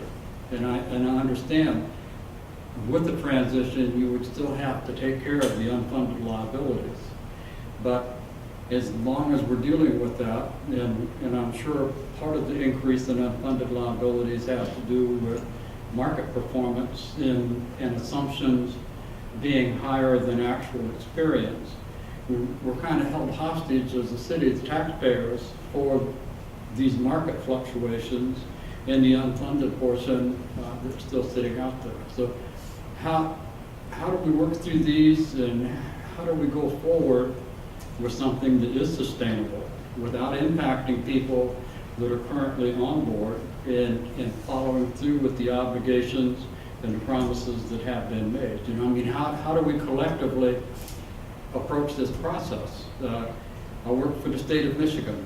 I came on to the state of Michigan after they went to a defined contribution program, so I'm familiar with how the 401, 457 system works. Mackinac Group says the state has saved $1.9 billion since their transition from theirs to the defined contribution system. I just wanted to get the dialogue going and the conversation on what can we do, how can we work together, and again, no purpose in mind to take anything away from someone that's already here or impact a current employee, but certainly we'll have to think forward to make this more manageable. The numbers really concern me. I think the booklet that Tony provided on managing the unfunded accrued liability is where, if you're going to find an answer, the answer lies. What the right choice is, is really a kind of a council policy decision, but it also, for at least 4 of the 5 groups, requires negotiations. So that's something that certainly can be addressed with upcoming negotiations if that's the direction of council. Maybe Tony can address a little bit. We've talked about how the 10-year smoothing of those huge losses in 2008 has negatively impacted our contribution over here. But perhaps Tony can talk a little bit about how the big gains that we've had since 2008, which haven't all been impacted yet, are going to impact our contributions. I think the bottom line is, and we've seen this in the oil and gas fund, the long-term expected outlook for investment returns, at least on equities, is probably less than what it has been in the past, just given globalization and market conditions. So, that's part of the reason they've lowered their assumptions on rate of return down, and that's part of what's driving these increased contributions. The smoothing of the contributions does help to make that manageable in the budget, to the degree that it's not spiking it, but they are definite increases, and they are an area of concern, because at some point, every dollar spent there is a dollar that you can't spend somewhere else. With a fixed pot within reason of money coming in to fund a variety of priorities. So it's just something that I think staff and council are going to have to grapple with, and then come up with something that appears to work. Tony, can you address the returns that we've had since 2008, how those will impact stuff going forward? Page 7 of the book, this is your partner in retirement, the handout I gave you.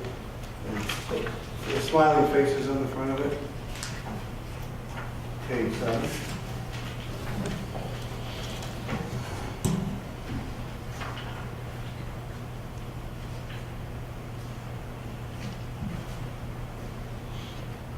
This is just really a track record of our actual returns that we've had.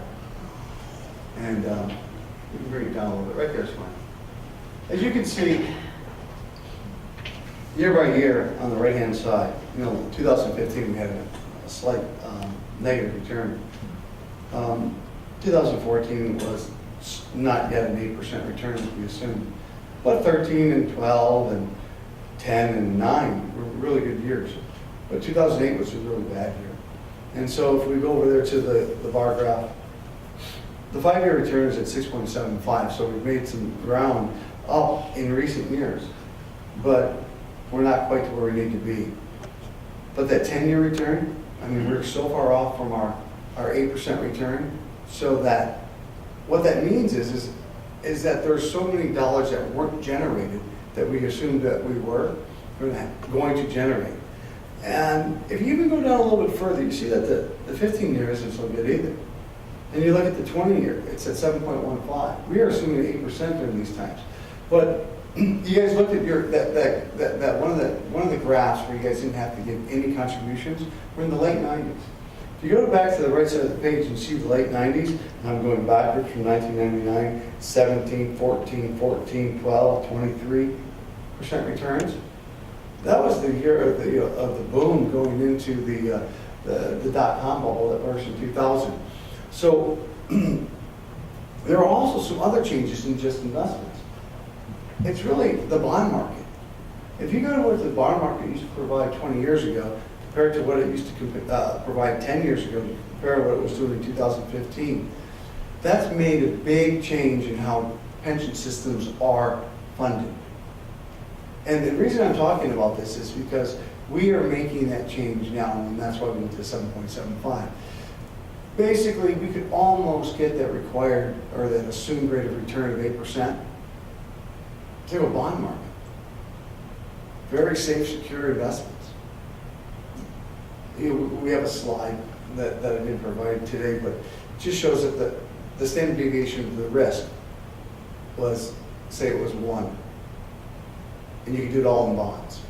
But if you do it now in 2015, you have to have a fully diversified portfolio, a small section of like 10% in bonds, the rest in equities all across the world because of the diverse global economy. But the risk factor was 3 times as much. So with that, what that means is that when you're in this defined benefit plan, what we've done is, and that's why you got that investment policy statement, to show you what we're doing to shore up so that we can do what we're supposed to do. And our defined benefit plan has always done this. It's been downside protection first, upside participation second. So in a bad market, like go to 2008, you see we lost 25%. There's many funds that lost much more than that. They lost 40, maybe 50% of the dollars they had. But because we were downside protection first, we saved 15% or more of the portfolio. In the up market, we're going to do pretty good. If you look at what happened in 2009, we got a 17% return. That's pretty good. You look at what was going on in the late 90s, you can see the returns that we were getting. So the key here is that you just don't have 54 active members. You just don't have new hires that are coming in. I think you have 43 retirees and 4 that are going to be retired soon. So what happens is that those retirees, they're going to draw down every single year. So we got to make sure that there's dollars there. So we have to have this very secure portfolio. We have to have some risk, but we don't want too much risk. And the number one reason that the city is where it's at right now, it's not because of benefit structure. It's because of what has happened in the overall general markets. What happened to the bond market and the dot-com bubbles going of 2000, going to war in 2001. We had the negative number of 2001, 2002 was because of the war. 2008 was because of the housing market crash. And then 2015 was just a simple correction after 7 years of gain. And that's where we are. And so when most of our groups are struggling,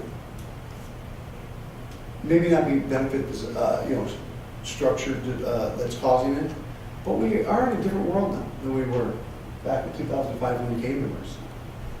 I mean, That's why we changed our investment rate of return.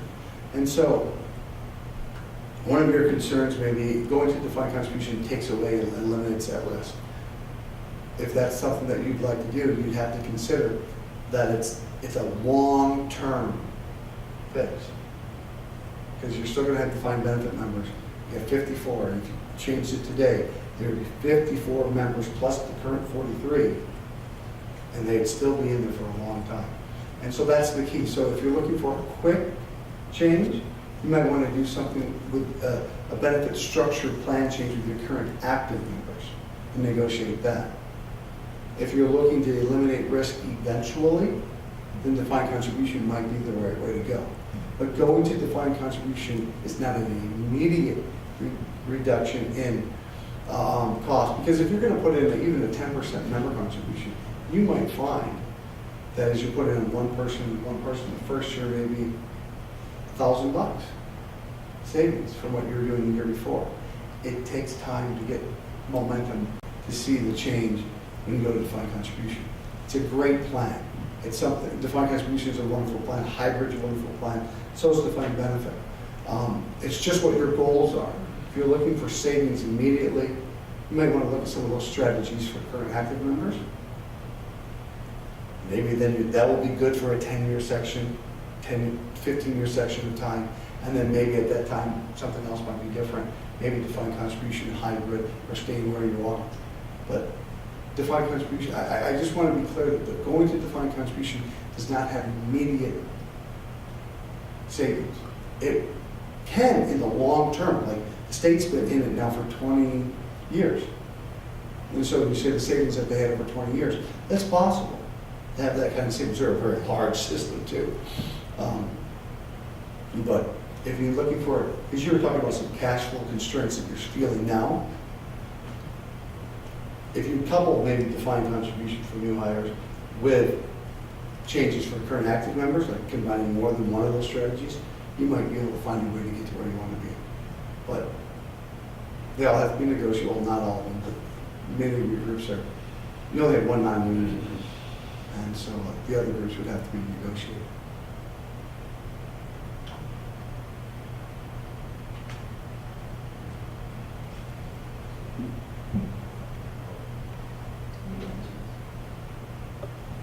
Thank you for the information. It's very informative.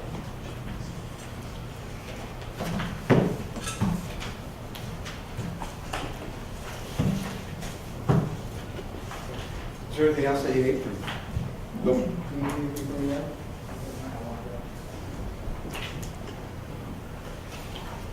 Now we'll move on to the discussion of the fireworks ordinance. Yes, this was asked to be put on by Councilmember Woodruff. We want some additional discussion on the fireworks ordinance. I've included in the workshop packet the recent history of some of the discussions and for council's consideration, and willing to engage council discussion. I think it was Councilman Zelinski that brought that up. I'm on the next one. So. Okay. Sorry. Well, I've heard from a lot of people, they want a fireworks ordinance. I have no problem with that. I would like to see this one change a little bit. If we want to be consistent throughout the area, they don't have days around the 4th of July like we did. We added some days. They stick pretty much to what the state law is, day before, day of, and day after. All the times are a no-go. The other area was your letter dated February 12th. You talked about if we put this fireworks ordinance in place, that if we add fireworks displays like at the Christmas festival, that would actually be violating our own ordinance. That would be true. You're talking if we change the ordinance to prohibit considered fireworks at any times other than the times around national holidays, right? Yes. So I don't know if you want to do this, but I know Frankfurt has done it. They have written in by use into theirs where you have to get a permit, it's either approved by city council or designee to have those fireworks.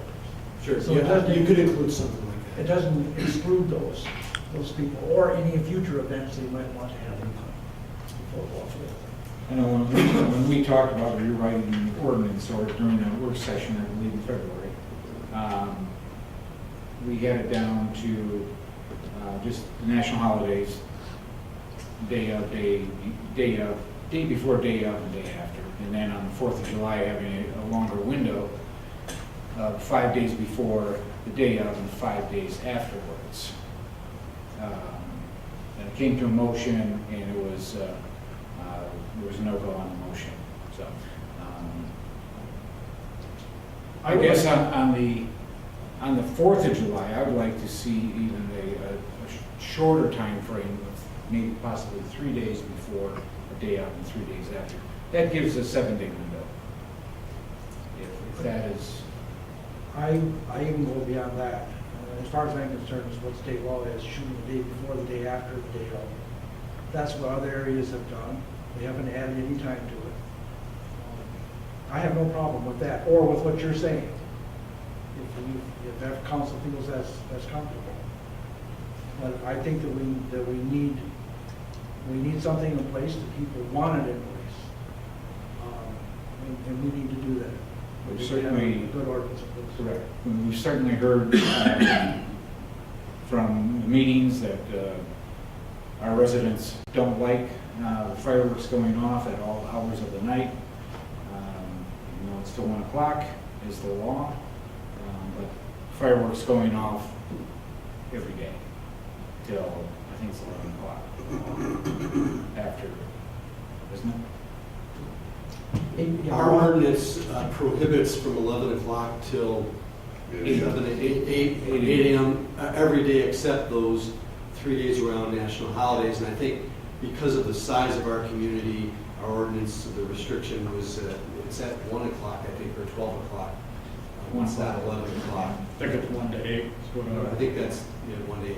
That's based upon the size of the community. But, I know maybe some of the council personnel here have fielded phone calls. I know myself, 2, 3 in the morning, people are calling me complaining about fireworks. So I'd like to see the ordinance reworked. I would too. I mean, I don't know that my area is any different from any other areas of the city, but it has been, I've heard a number of complaints on the north side. It's just endless, and the noise factor is just unbelievable. I agree, the ordinance needs to be reworked. My only concern is the ordinance is only as good as, and I have no problem with the ordinance. I'm in favor of having an ordinance. It's only as good as the people who want to step forward and call and make those complaints. I've had complaints like, well, they were drunk shooting off fireworks, or they've been drinking all day, now they're shooting off fireworks. State law says you can't do that. They use a motor vehicle code as a standard. If you're drinking alcohol and you can't pass if you shouldn't be driving a motor vehicle, you shouldn't be shooting off fireworks. And when people should be, if they want to step forward, that's the only way this is going to work. Because our police officers can't be every place at once. I mean, boom, it's gone. You know, the display is over with, and unless they see it, there's not much they can do. So if we step forward, we can really make this work, in my opinion. I would agree with Councilman Zelinski. I think enforcement of an ordinance is only as good as what people want to step forward and involve themselves in that process. If a person, you know, I hope for a police officer to come by and witness this, then with the number of police we have in town, even the part-times when we have a holiday event, that's probably a pretty remote experience. Most of them were busy in crowd control and directing traffic out from the 4th of July. One of the things I note in a number of the pending firework legislations for Senate and House bills is the designation of the lanterns, which I saw a number of those going up from the Ball Diamond and and the beach area. And these are lighted objects that go up into the air and they go wherever the wind blows them. Increasingly, those are creating fire hazards in other havoc in communities, and I would think something, some language on those would be included in whatever ordinance that we do here. I think that the council member Zelinski was asking me about that at the start of the meeting, and I didn't have a good answer for him, but in looking at this, in the meantime, my understanding is that those sky lanterns are considered novelties. And under the Act as it current stands, we are not allowed to regulate novelties. And so I think the new legislation that's coming about is probably, well, at least what's being discussed, is to address that. And in fact, the two bills I think that I related to you, both would prohibit completely sky lanterns at any time. And so I guess we'll see what happens with that. But the current status of the law, as I understand it, and I'll confirm this, but my initial review is that sky lanterns are novelties, and under the Act as it currently stands, novelties cannot be regulated by a municipality. I think that makes sense, Mr. Siller. They wouldn't have just made a bill just specifically for that purpose. That bill just addresses that issue. Yes, that's correct. And one of the, I mean, there's companion bills, and one of them is to define it. And so, yeah, I think that that's correct. Now, is there a consensus among council that we would prohibit consumer fireworks outside of the holidays that we're talking about? Because right now we permit it except from 11 p.m. to 8 a.m. So is the thought that we would prohibit consumer fireworks completely? I would support whatever council decided, but I would like to go that way. my position is that I would just prefer to go the day before, the day of, the day after. Follow the state, whatever the state. Follow the state. Right. Yeah, if the state lowers its minimum, it gives us more Day before, flexibility. day after, day of. All right, is that the consensus? And then I would address the language suggestion that you made, which I think is a good suggestion, that we have some provision that would permit council's approval for something like the sleigh bell parade or something like that, so. At high schools, it's like that way. Now, would that have to go to an ordinance review meeting? But previously, you gave me your direction, and I just drafted it, and we presented it at a council meeting. We likely have enough time. I don't know if we're getting a lot of fireworks out there currently. You could send it to the ordinance committee. I could draft it and send it there, or just bring it back to council. I think I've got a pretty good understanding that we just want to follow the state law, and if that's the case, that's a simple enough change for me to draft. Can I we, personally won't waste your time. can we look at the novelty, because there's several novelty type fireworks We cannot regulate like now. that, because there's a lot of loud Let's take that ones by that. So. In the Act, you'll find a provision in the Act that specifically says that we are not able to regulate novelties. So we're leaving that one up to the legislature, and it sounds like they are, discussing it at least, so.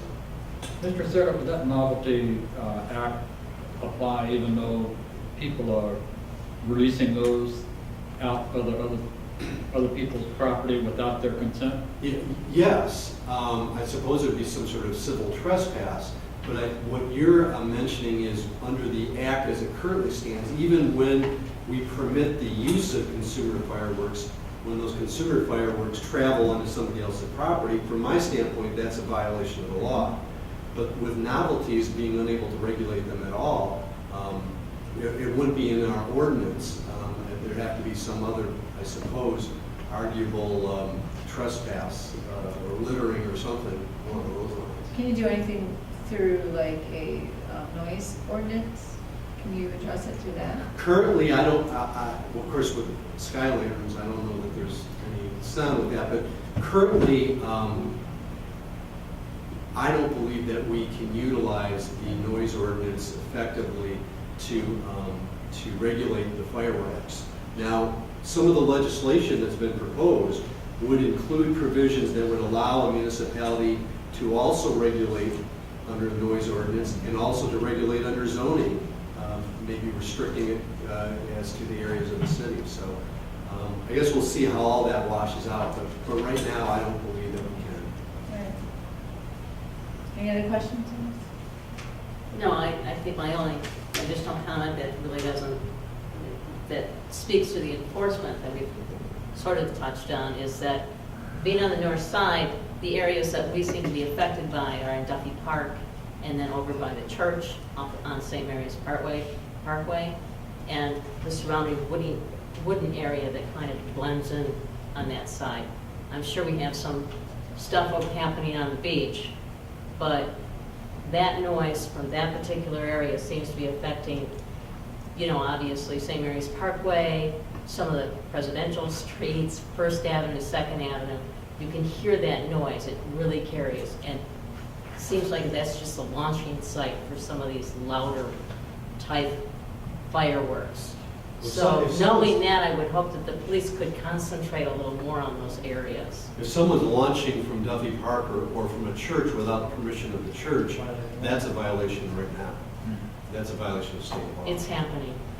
I think that's probably, again. What about the park? What about Duffy Park? Same thing, that's Yeah. public property. Well- Of course, it's the same thing that's being discussed, that we need someone to step up and contact the police in that instance, and, you know. you We all have cell phones, all we gotta do is take a picture, snap, done. It's a done deal. So I'll draft a modification to the ordinance and present it at a future council meeting here. Thank you. Next, we have a discussion on the city recycling center. I think this time I'm safe to say this was requested by Councilmember Whitlow, a discussion on the recycling center, just to bring council up to speed. This has been brought up earlier in a conversation I had with Councilmember Whitlow. And we are ordering signage to put down at the recycling center. And I'll let Jeff talk a little bit about how he's going to have that worded. We do have some cameras down there. We're looking at getting another higher resolution camera to put down there and see how that works. And we're also exploring how many cameras we need down there to make sure we can get the information that we need to adequately investigate any dumping complaints down there. So we are taking some steps to try to correct it and talk to the city attorney. We do have an ordinance that is on point that we can use for enforcement. So that's where we're at right now. Now, with, I took these pictures over a period of a couple weeks. Today there was broken drawers from a dresser laying at the recycle center. Here you see a TV, a bucket of whatever. There's the drawers.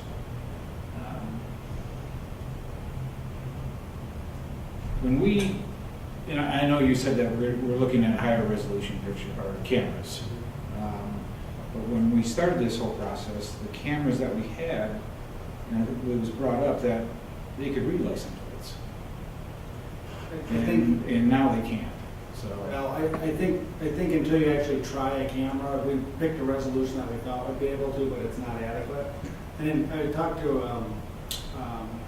our IT consultant today about that, and he's not comfortable himself personally recommending, you know, if we're going to buy a different camera to try to get a higher resolution. He suggested that we go to maybe somebody who does surveillance, you know, as a primary thing to find out. So for instance, license plate cameras that the police use in some cities are a really specialized device. These cameras are very inexpensive, and they do accomplish being able to see what color car comes in and leaves. What we really need is one that's positioned so as it's leaving, it can focus in on that license plate. And we can certainly buy one that's got higher resolution. Again, they're pretty inexpensive, and try it. And that may be the best way to do it rather than going really, really expensive, because we can always use that somewhere else. There's another level we can go to, but if this particular camera, the higher resolution that they offer, isn't going to work, then we're going to have to go to a different solution to try to see that. What is the resolution of the cameras at the recycle center now?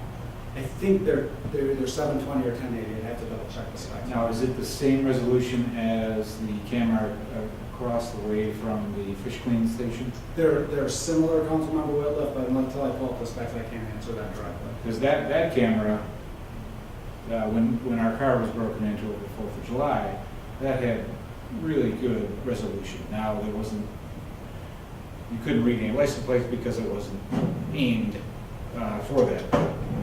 You could see the window blowing out of the car, people walking by smoking a cigarette, lighting a cigarette, whatever. We can compare what the specs are on that pretty easily. Okay. Well, I have a before the question meeting.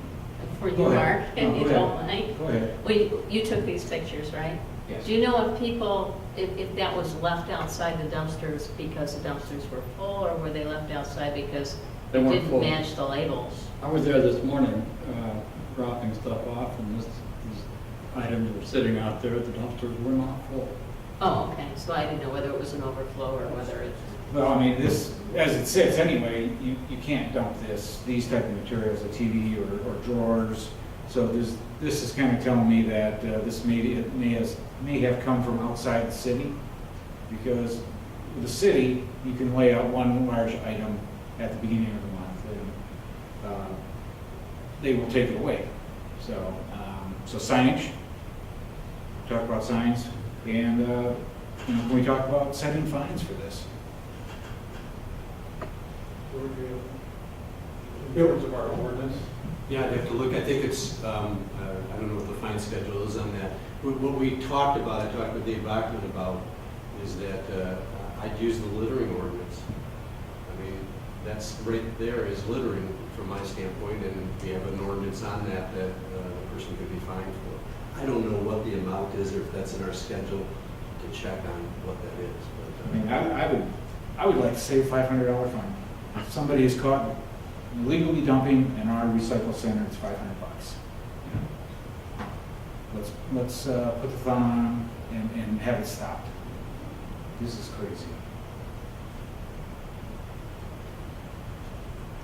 Or we take the step that nobody wants to see is to shut the center down if it continues. We can certainly look at, under our schedule of fines, what the fine is currently for littering. That was the one I was contemplating that we would use. We'll see what the amount is. I'm just not sure what it is. I would like to see max fine for it. is that going to be set in court? No, we set, well, this is for a city ordinance violation, and council annually sets what the fines are. And we could set it, we don't have to wait for an annual time, we can review that. It is taking time away from Jeff's people to clean this area up. How often, Jeff? Every week, every couple of days? But if we look at the time it does that, instead of a step before shutting it down, maybe look at just having open hours. And you bring your recycling, that way you can check IDs, make sure they live within the city type deal. That would require someone at the. Right, now I understand that there would be a cost, but there's also a cost to having to clean it up and dispose of this type of material. So before, we get to the point where Councilmember Whittle says, this is just too much, we need to cut it down, maybe try looking at only having certain hours. We can do that, but, with the possible threat of shutting it down is that it would be a self-policing action. People will take ownership of it. I know nobody wants to lose this. This is We can try more publicity. We've gotten, we've put things on the website, we've done some articles, and maybe we can ramp it up a little bit more. And work with the News Advocate, maybe TV7 and 4. Yeah, the first thing that we did was, when we got reports of illegal dumping, we went back, reviewed the cameras, and it seemed like we couldn't capture the right angle to get to the license plate. So we repositioned them, let that go for a while, and now we often can capture a shot of the license plate, but when we zoom in, it just pixelates and we can't get a very good, clear sign of that. I'm working with Amores to lay out signs that talk about that you're under camera surveillance, that this is for city residents only, that violators will be prohibited, and we can cite the section or the dollar amount if that's appropriate. And then also to mark what the bins are for on the other three. So that's in progress right now. Okay. From our perspective, it's better than it was when it was in the public works garage, so. Well, I agree. Still needs improvement. What is waste management said? Do you get any feedback from them as far as, hey, you know, and this picked up, we emptied all the containers and we've noticed that we have dressers in there or paint cans or whatever that people have been able to get away with throwing in there? Yeah, I haven't got any negative feedback from them on that, which, to be honest with you, seeing people set stuff that shouldn't go in the dumpsters outside actually helps that issue out. And then, but we check it every day, we pick up the stuff that we find. If it's something large, then we try to go back on the videos. We have worked with Republic extensively to adjust how the frequency of their dumping, because when we first started it, the stuff was filling up crazy fast. And so I think we've got a pretty good handle on that right now, seem to have kind of taken care of that issue.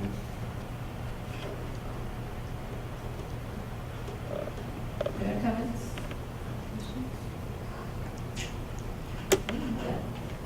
Is it for this evening? Adjourned. It was